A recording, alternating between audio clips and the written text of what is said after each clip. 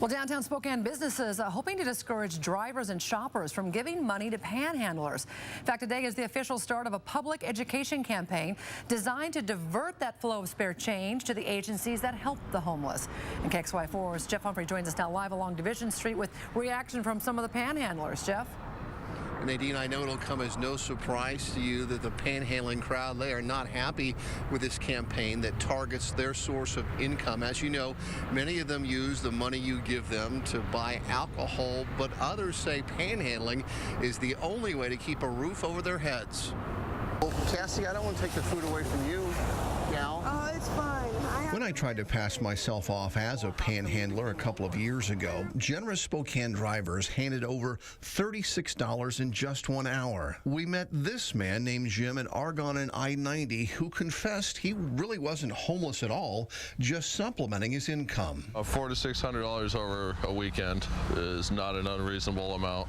Travis White is a former panhandler who also pretended to be needy but spent all of his cash at the mall. Went to the Salvation Army and Goodwill, got some clothes, roughed them up with some rocks and dirt, and decided to go make a little money on the side of the street. Not all panhandlers are just taking advantage of people's generosity. James says his mental health problems have kept him from holding a steady job and thinks this "don't give money to panhandler" campaign just isn't necessary. We're not out here, telling them to give us money.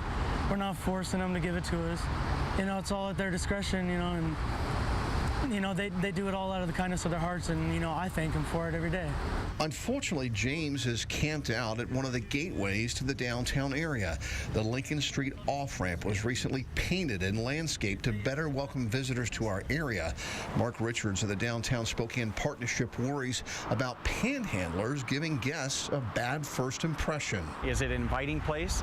Does it feel like it's vibrant? Or, conversely, does it feel like, Spokane's not a place to make an investment or not a place that's worth visiting?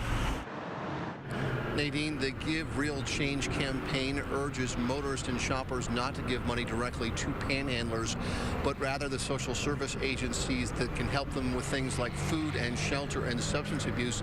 Although today, Nadine, we met a couple who have clearly fallen through all of those cracks, and that's when former County Commissioner Richard, the man you just saw there, did something that proves he is very serious about eliminating Spokane's panhandling problem.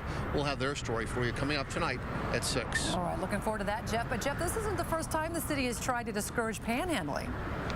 No, there's actually an ordinance on the books that says that, it's illegal for panhandlers to receive anything by standing over the curb. However, that ordinance is only enforced when someone specifically complains about a very specific action. A lot of times, the police department, they just don't see it. However, this new campaign comes along at a time when there are a lot more churches and relief organizations working together with the mayor's task force to tackle these problems, and they are not even afraid to attack these issues on a case-by-case basis, the things that put these people on the street in the first place. And so this time, perhaps, there'll be some headway made against that panhandling problem.